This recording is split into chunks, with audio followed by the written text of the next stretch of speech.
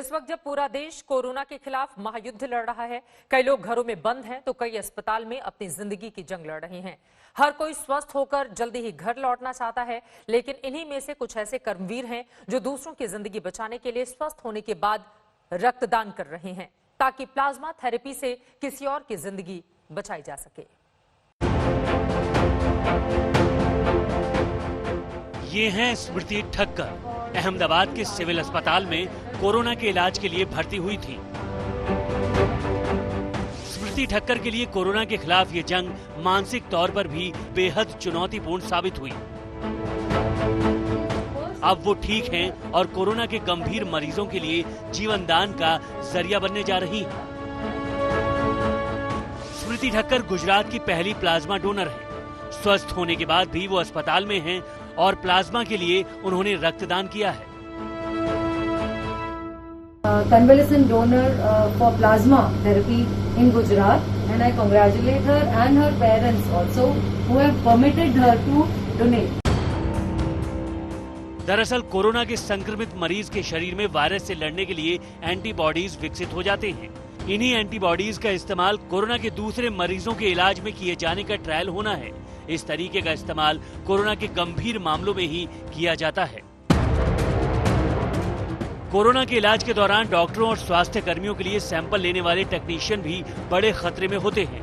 PPE kit की कमी की वजह से ये खतरा और भी ज्यादा बढ़ जाता है। इस खतरे से निपटने के लिए डीआरडीओ ने वैज्ञानिकों के लिए कियोस्क तैयार किया है, जिसमें मरीजों से जांच के लिए सैंपल लिया जा सके। डीआरडीओ के वैज्ञानिक डॉक्टर जयतीर्थ जोशी ने बताया कि हर सैंपल लिए जाने के पहले कियोस्क की दीवारों की सैनिटाइजर से 30 सेकंड तक धुलाई होगी। We can also use it.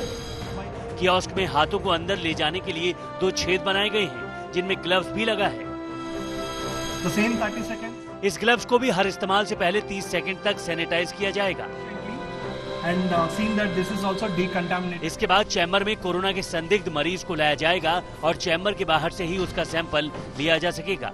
Telangana के सनाथ नगर ईएसआई अस्पताल में उसका पहला सेटअप लगाया जा चुका है। इसकी सबसे बड़ी खासियत ये है कि इसमें पीपीई किट पहनने की जरूरत नहीं है। अहमदाबाद से गोपी घांगर के साथ आशीष पांडे, हैदराबाद, आज तक। कोरोना टेस्टिंग के लिए दिल्ली में मोबाइल टेस्टिंग वैन की शुरुआत की गई है। ये मोबाइल वैन ऐसा है कि हेल्थ स्टाफ इसके अंदर होते हैं, बाहर एक शील्ड लगी होती है और उसके बाहर कोरोना का सैंपल देने वाला शख्स खड़ा होकर सैंपल दे सकता है। हमारे संवाददाता सुशांत ने डीएम निधि श्रीवास्तव के साथ इस पूरे मामले पर की है बातचीत। राजधानी दिल्ली में एक तरफ जहां कोरोना के मरीजों की संख्या बढ़ रही है, तो दूसरी चुनौती सरकार के लिए ये भी है कि जो उनका इलाज रात दिन 24 घंटे कर रहे हैं डॉक्टर, उनके लिए भी संक्रमण जो है वो करीब आता जा रहा है। ऐसे में सेंट्रल डिस्ट्रिक्ट की तरफ से ये मोबाइल कोविड-19 टेस्टिंग वैन का शुरुआत की गई है। दरअसल सेंट्रल दिल्ली के अंदर कई तंग गलियां हैं, छोटी छोटी गलियां हैं जो कि हॉटस्पॉट बनी हुई है। ऐसे में वहां के लोग घरों से बाहर ना आए, ऐसे में ये वैन जो है उन इलाकों में जाएगी और उनका टेस्ट करेगी। ये पूरा सिस्टम है, एक बार में यहाँ पर 2 लोगों का टेस्ट जो है वो एक साथ हो सकता है। हमारे साथ डिस्ट्रिक्ट मजिस्ट्रेट जो है निधि श्रीवास्तव है, जो बताएंगी कि किस तरीके से ये काम करेगा। मैम, सबसे पहले ये बहुत अच्छा इनिशिएटिव है, पहली बार दिल्ली में लॉन्च हो रहा है, किस तरीके से ये काम करेगा? देखिए, इसमें ये ग्लव्स निकले हुए हैं और एक उस फेस पे ग्लव्स निकले हुए हैं। हमारे हेल्थ वर्कर जो हैं वो एंक्लोजर के अंदर रहेंगे और जैसे आप देख पा रहे हैं कि मैडम ने अपना हाथ इस ग्लव्स में लगाया और जब भी उनको स्वैब लेना होगा किसी का, तो वो ओरल और नेजल जो स्वैब लेते हैं वो लेकर ये खाली जो है ये इनको दिया जाएगा।